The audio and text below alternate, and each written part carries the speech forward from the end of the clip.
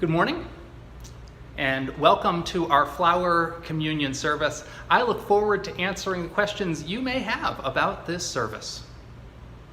Hey, Reverend Tom. We were just wondering, what is communion?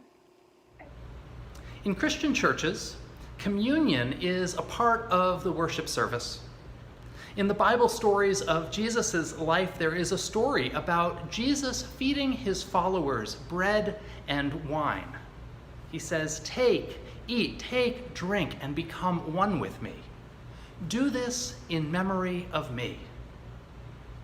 And so, in Christian churches, communion is done to remember the life of Jesus and to feel connected with him. And the service usually involves each person being given and eating a small piece of bread and being given a sip of grape juice or wine.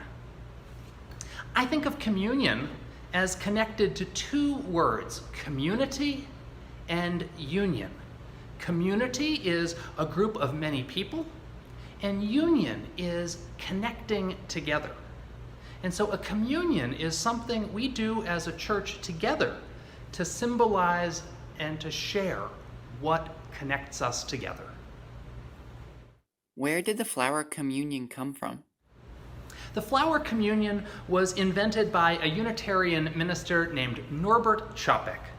Norbert Čapek was the minister of the Unitarian Church in Prague, Czechoslovakia. Czechoslovakia is located in the middle of Europe.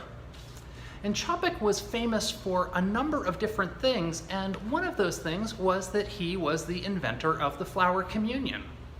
Norbert Čapek believed in experimenting with different kinds of worship services.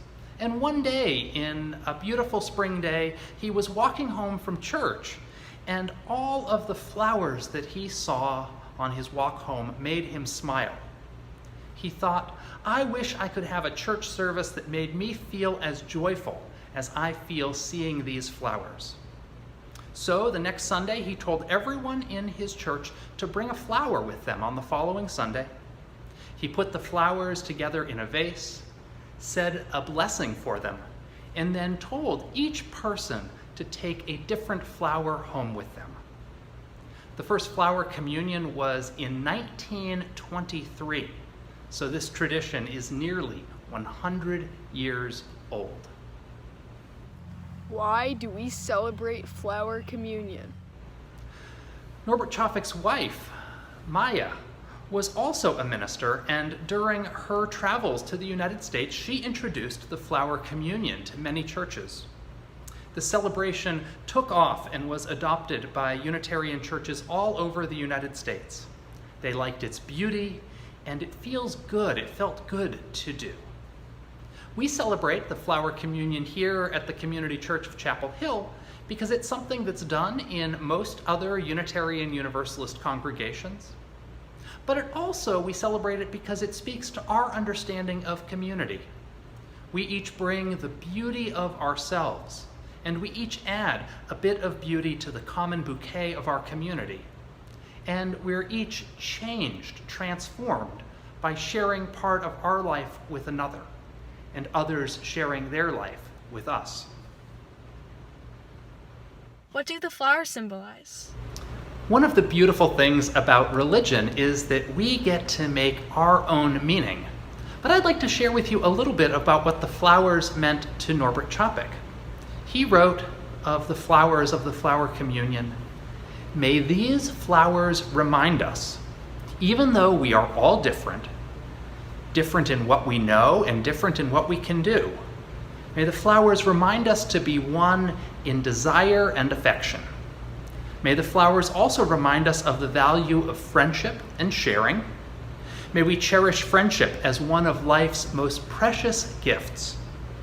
May we not let awareness of another's talents discourage us or sully our relationship, but may we realize that whatever we can do, great or small, the efforts of all of us are needed to change the world." What's your favorite flower? I've got so many favorite flowers. One of my favorites is that I really like tiger lilies. I don't actually have tiger lilies behind me today, but I have orange roses, and orange is my favorite color. But I've got other flowers that are my favorite as well. So many favorites. And one type of flower that I really like that makes me smile are some of the first flowers to come up in the spring, like crocuses and daffodils. And what I like so much about those early spring flowers is that even in places when there's snow on the ground, that these flowers can rise through the snow and bloom. And I find that beautiful to see this flower has just such passion and spirit that it's going to rise up through the snow and bloom. And so I have a special place in my heart for crocuses and daffodils and other early spring blooming flowers. Aunt Tom, was there flower communion when you were a kid? If so, what do you know about it?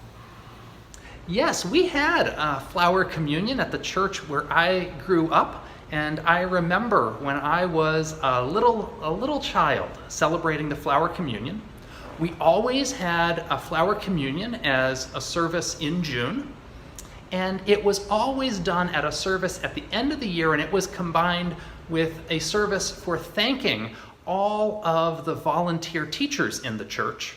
And so not only did we all bring a flower, but when we came into the church, there were little potted flowers, marigolds and pansies, covering kind of every surface in the church, the windowsills and tables and everywhere.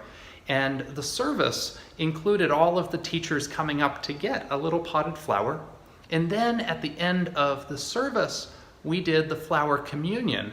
And we did it differently than we do at this church. At this church, we have everybody come forward to receive their flower. But in the church that I grew up in, the flowers were kept in a basket in the back of the church. And on your way out of church, you could reach into the basket and select a flower to take home with you. And I have great memories of celebrating the flower communion when I was a kid. This year, we're not doing the flower communion in person. Does the meaning change when we do it virtually? Does it still work? Oh, there are so many things that I miss about not being able to do church in person. I miss seeing the big bouquet of all the different flowers together. I miss handing out the flowers and seeing people smile as they receive them. And most of all, I miss seeing you. I miss seeing all the people in this church. But it's going to be different this year. I will still get to see you. I'll get to see videos of people in the church with their flowers, and I will get to smile at both seeing people's faces and seeing the flowers that they've chosen to pass across the camera. But the flower communion, even though it's not in person, it still works as a ritual. If we think back all the way to when I talked about communion in the Christian churches, I think you could still do communion even if you didn't have bread or grape juice. That the absence of bread or grape juice wouldn't mean that you couldn't remember Jesus. And just like this, the absence of being able to hand a flower to your friend or to your neighbor doesn't mean that we can't have church and that we can't celebrate what we love about each other, the gift that each other are, the gift that we ourselves bring to this community, the gifts we receive from one another. We make church wherever we go. And so right now, even as the building is closed, the church is open. And we make church whenever we give some of ourselves to another person and whenever we share our friendship and our community and our fellowship together. I love you, and I'm with you. Amen, and blessed be.